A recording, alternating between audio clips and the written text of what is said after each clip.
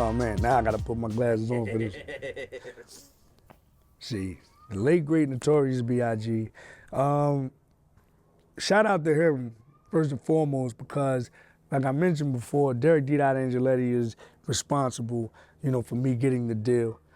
But I would also like to say that Big is partially responsible as well because when I was getting the demos to Mark and he was listening, after D-Dot had already told him, I'm telling you need to rock with Trey, started sending Mark the demos and Mark would listen to the demos in the car and Big would be in the car with Mark, you know what I'm saying? Oh, wow.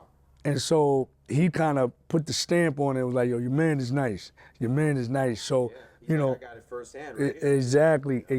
And so, this is before we get the deal. This is in the process of me getting the deal.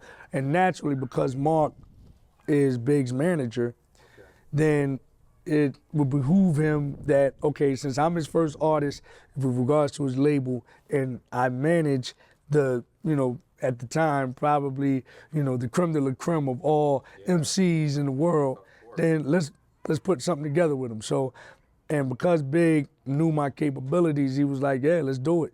And so, in that studio session, we was there for like 8 hours. We had D&D Studios, which was owned by DJ Premier at the time.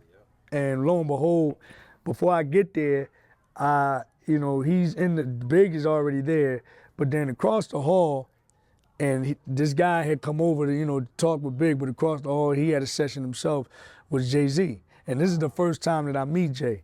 So, they chopping it up. I come in, they introduce, Big introduces me to Jay, and then Jay goes back, and I think he was working on the streets as watching at the time.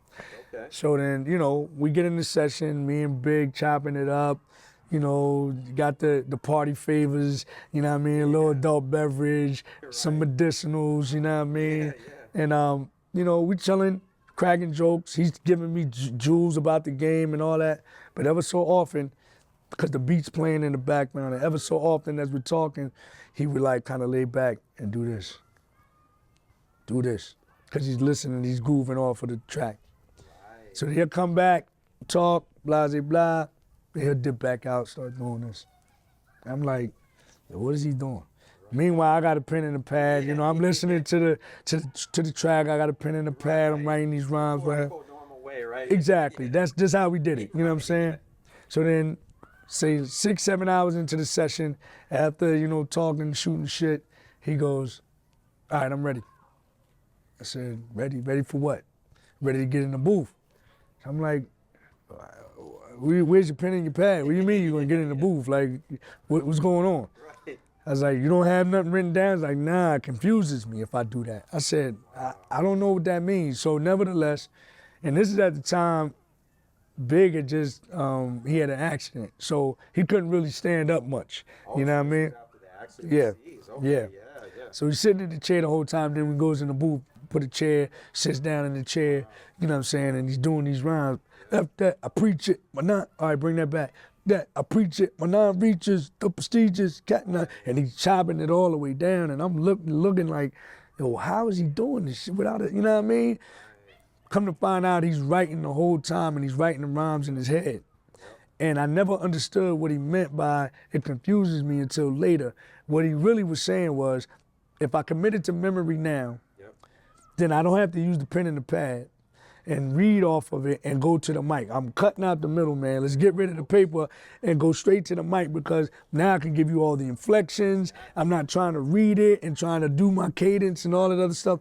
And so it made perfect sense later on after I thought about it. And as a matter of fact, I started to kind of adopt some of those ways, even there was an album that I did called ESQ, and I would say all of that album, I did it that exact same way. I didn't write down anything for that album, you know what I'm saying?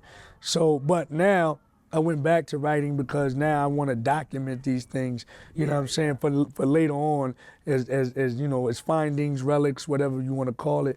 But that was the first time, and of course, people, now it's well documented that Jay doesn't write. It's well documented that, Lil Wayne doesn't write, but Big was the first one that I saw that didn't write those lyrics down. And again, it's because of his style, because Big has such a melodic style and he can say more. I always say between him and Rakim, they say more with less, meaning they could find one word that most MCs need about 3 or 4 words to really give you the full meaning of what it is. Plus, he's a master at finding the perfect word, syllable-wise, within the beat, within the structure and all that other stuff. So because of his style, he was definitely able to pull that off where he could write in his head, not use a pen and a pad, and execute it effortlessly. Now, I'm going to be honest, man. This is no gas. You know what I'm saying? I'm just being honest here. I feel like, you know, he really, really, really like just stepped it up lyrically on that record. You know, he wasn't rapping like that on Brooklyn's Finest. He wasn't rapping like that on I Love the Dough with Jay. You know what I'm saying? Classic verses, don't get it twisted. You know what I mean? But he was spitting on that record. You know what I'm saying? And that's something that, you know, as you being the main artist, the main feature, that's something to be proud of, man.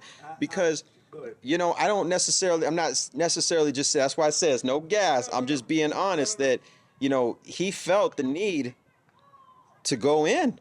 And see, that's what I think a lot of people overlook. And I'm not just saying that because it's me, but let's keep it a buck. Exactly. I think if people say that that's some of Big's best bars that they've ever heard, my question to you is, why did he go there? Why did he feel like he had the need to give, now that you're talking that, why did he feel like he had to elevate it? You see what I'm saying? Yeah. Yeah. So you know, sword sharpens sword. Exactly. Exactly. So he obviously felt like he had to take it somewhere because the person that I'm rhyming with is gonna take it there too. Right.